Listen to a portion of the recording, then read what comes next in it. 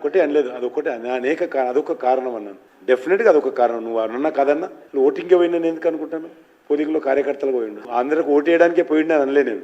ఆంధ్రలో ఓట్లను పరిశీలించడానికి కూడా వెళ్ళి ఉంటారు కదా, ఓటింగ్ సరళిని పరిశీలించడానికి, వాళ్ళ మద్దతుదారులకు పనిచేయడానికి కూడా వెళ్ళి ఉంటారు. ఓటింగ్ చేయడానికి వెళ్ళలేదు, నేను చెప్పలే అన్నమాట. బీజేపీ విజయం సాధిస్తుంది ఏదైనప్పటికీ కూడా బీజేపీ విజయం సాధిస్తుంది, అంత మటుకు నేను చెప్పగలను. లాస్ట్ టైం చేరుకున్నాం, ఆల్మోస్ట్ లాస్ట్ టైం కూడా ఇదే పరిస్థితి ఉంది.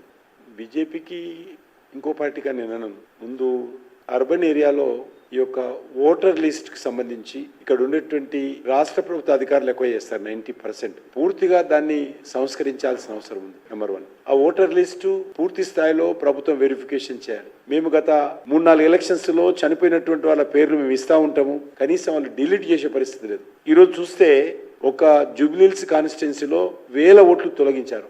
వరుసగా ఒక కాలనీ తొలగించేశారు. అన్నిటి మీద డిలీట్ అని చేసి ఇచ్చారు. మాకు నిన్న ఇచ్చారు ఓటర్ లిస్ట్. మొన్నటి వరకు మున్సిపల్ ఏవైతే పంపుతారో, ఎలక్షన్ కమిషన్ ద్వారా పంపినటువంటి స్లిప్స్ ఏవైతే ఉన్నాయో మేము పంపిణీ చేయగలం, వాళ్ళే పంపినటువంటి స్లిప్స్ కూడా ఈరోజు చెల్లలేదు. 3 రోజుల క్రితం వరకు వాళ్ళ ఇంటింటికి వెళ్లి స్లిప్స్ పంచారు. కనీసం వాళ్ళకన్నా ఓటు ఉండాలి కదా. ఆ స్లిప్స్ తీసుకొని వస్తే కూడా ఈ రోజు ఇచ్చిన లిస్ట్ లో ఒక కుట్రపూరితంగా ఎవరో కొంత అధికారులు కొంత వర్గాలతో కుమ్ముకై, కొన్ని పార్టీలతో కుమ్ముకై అక్కడ ఒక వర్గం వారి ఓట్లు పెద్ద ఎత్తున తొలగించడం జరిగింది. అది మంచిది కాదు. కాబట్టి మీరు చెప్పినట్టు అనేక రకాల సమస్యలు ఉన్నాయి. ఓటర్ లిస్టు సరిగా లేదు. కనీసం ఈరోజు ఓటర్ లిస్టు సరిగ్గా చేస్తే, కనీసం ఆధార్ కార్డుతో అనుసంధానం చేస్తే బాగుంటుంది. కానీ సుప్రీంకోర్టు ఒప్పుకోలేదు, మీకు తెలుసు. కాబట్టి ఓటర్ లిస్టు స్ట్రీమ్ లైన్ చేయాలి. చాలా పెద్ద ఎత్తున రకమైనటువంటి పరిస్థితి ఉన్నది. ఒక ఇంట్లో, మా ఇంట్లో మా బాబు ఓటు ఎక్కడో ఉంటుంది, మేము ఒక దగ్గర ఉంటాం. కనీసం ఒక కేంద్ర మంత్రి, నేను అనేక సార్లు దాని మీద లెటర్ రాసినా కూడా పట్టించుకునే పరిస్థితి లేదు మున్సిపల్ ఆఫీసర్. కాబట్టి చాలా రకాల అంశాలు ఉన్నాయి. వీటన్నిటిని కూడా రానున్న రోజుల్లో తప్పకుండా మేము ప్రభుత్వ అధికారుల దృష్టికి తీసుకెళ్తాము. అర్బన్ ఏరియాలో ఉన్నటువంటి ఓటర్ లిస్టు పూర్తిగా సంస్కరించాల్సిన అవసరం ఉంది, రివ్యాంప్ చేయవలసిన అవసరం ఉంది.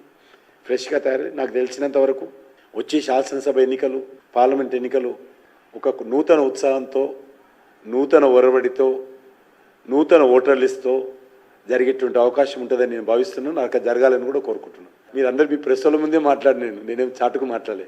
నేను అన్ననేమన్నాను, తప్పక పేరు తప్పుడు తప్పే ఉంది. రేవంత్ రెడ్డి ఏం మాట్లాడాడు, మరి వాళ్ళ పార్టీ నాయకుడు రేవంత్ రెడ్డి ఏం మాట్లాడాడు?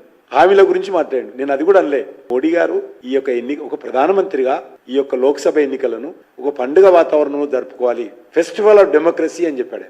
ప్రజాతంత్రిక తెహార్ అన్నాడు. కాబట్టి ఆ రకంగా చిన్న పండుగలాగా జరుపుకోవాలని ఎలక్షన్ కమిషన్ కూడా అంటుంది. ఆ మాట అంటే నరేంద్ర మోడీ గారు పేట తీసుకో, ఆయన పేరు నిషేధం చేసింది అవునా, లేకపోతే నరేంద్ర మోడీ గారు కొట్టేయమని చెప్పినా, నాకు కొట్టేయమని చెప్పినా, మిడిమిడి జ్ఞానం ఏది దొరికితే అది మాట్లాడు. మళ్ళీ రేవంత్ రెడ్డి ఒకసారి తీసుకోను, మేము 100 కంప్లైంట్ చేయాలి రేవంత్ రెడ్డి మీద.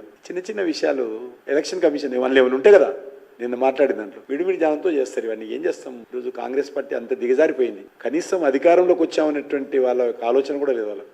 ఇట్లా ప్రధానమంత్రి కాదు కదా పెళ్ళని చేసుకుందామని ఆయన ఏమనుకుంటే, ప్రధానమంత్రి అయినాక పెళ్లి చేసుకుందాం అనుకున్నాడు. ఈ ప్రధానమంత్రి అయ్యే అవకాశం కొంచెం మేరూ లేదు. కాబట్టి నేను ఇంతకు ముందు కూడా చెప్పాను, రాహుల్ గాంధీ కాంగ్రెస్ పార్టీకి లీడర్ ఉన్న రోజులు మాకు తిరగలేదు, బీజేపీకి, భారతీయ జనతా పార్టీకి తిరగలేదు. ఆయన ఎక్కడెక్కడ ఉపన్యాసాలు ఇస్తే మాకు ఓటింగ్ పర్సెంటేజ్ అంత పెరుగుతూ ఉంటుంది. రాహుల్ గాంధీ ఎక్కడెక్కడ ఉపన్యాసాలు ఇస్తే ఆ స్థాయిలో మాకు 1%, 2% యాడ్ అయితే ఉంటుంది బీజేపీకి. కాబట్టి ఆయననే పార్టీకి లీడర్ ఉండాలి. కాబట్టి ఆయన కూడా అర్థమైంది, ఇక లాభం లేదు, నేను యాజ్ ఎ ప్రైమ్ మినిస్టర్ ఆయన పెళ్లి చేసుకోవాలనుకుంటే ఎక్కడుందో అమ్మాయి తెలియదు కానీ, కాబట్టి అయ్యేటట్టు లేదు, కాంప్రమైజ్ అయిపోయి చేసుకుంటున్నాడు. ఏం చేస్తాం, చేసుకోవాలి, తప్పేం లేదు. జీవితంలో పెళ్లి చేసుకోవాలి, తప్పదు కదా. ఇట్లా ఎలక్షన్స్ అయినాక ఆయన పోలే కదా హాలిడే ట్రిప్. ఆ ట్రిప్పులు అన్ని పని చేసుకొని వస్తాయి. ఇంకేమైనా ఉందా? చెప్పాను ఇంతకుముందు.